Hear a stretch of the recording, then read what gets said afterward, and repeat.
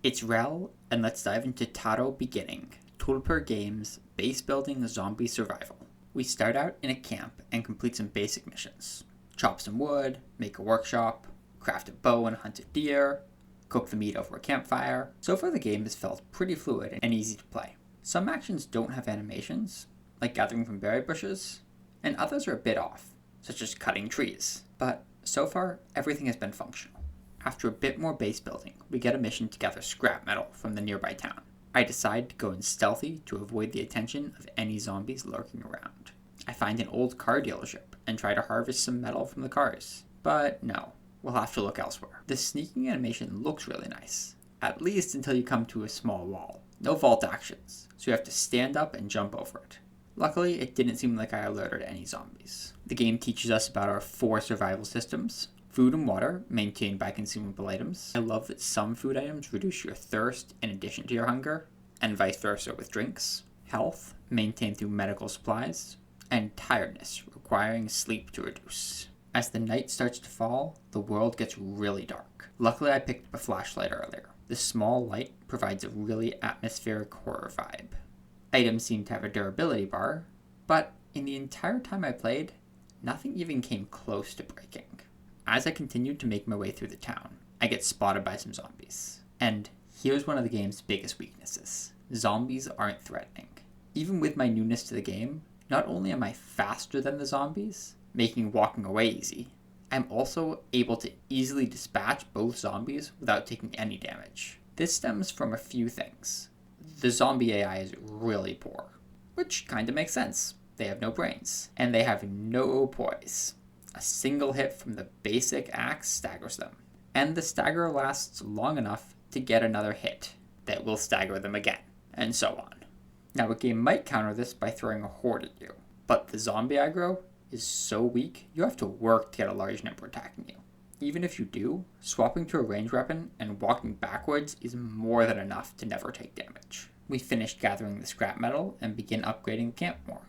The system for upgrading has a good base, but again, not the most balanced. For instance, the water catcher provides so much water, it might as well be infinite. I continue looting towns swarmed with zombies until I eventually come to a survivor camp. There are shops and people you can recruit to come to your camp. For now, their only use is acting as another playable character. This camp is where I find the joy of the crossbow. You can use basic bolts made from wood or iron, but it also has access to fire arrows and explosive ones. And man, are they fun to use.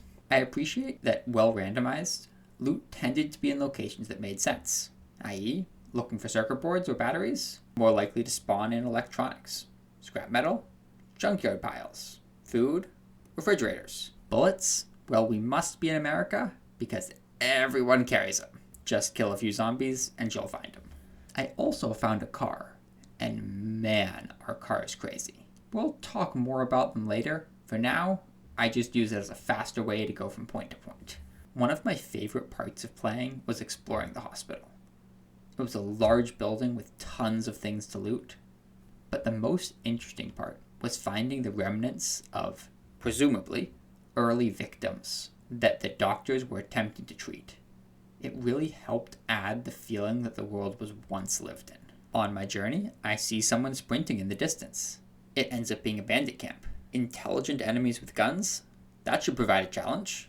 So I decide to make it my goal to clear out the camp.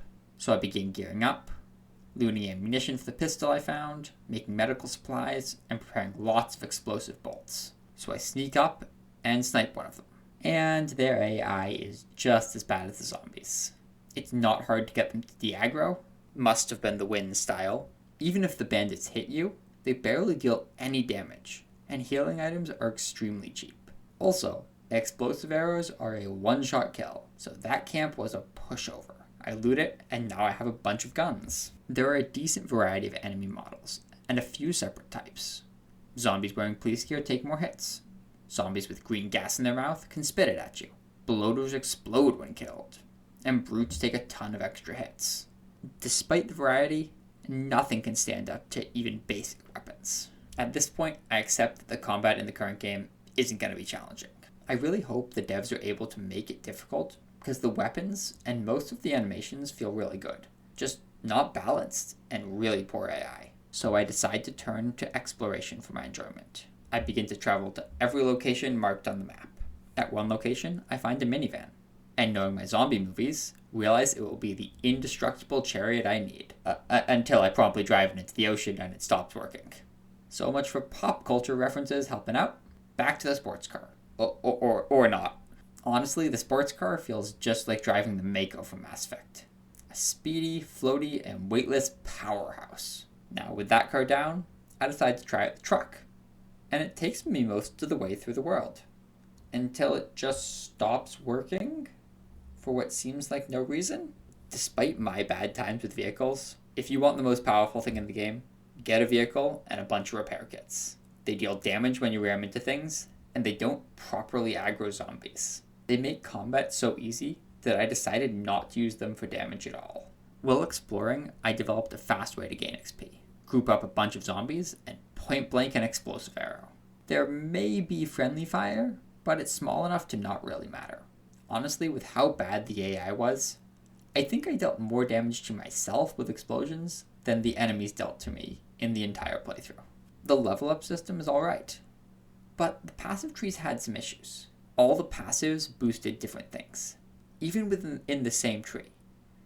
It also doesn't show what the later nodes in a tree will buff, making it very difficult to plan out a proper build.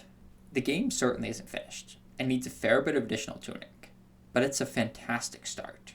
When you open the game, the developer makes it clear it's still a work in progress, listing future plans for updates. I really hope the game gets the support so the developer is able to realize their vision for the game.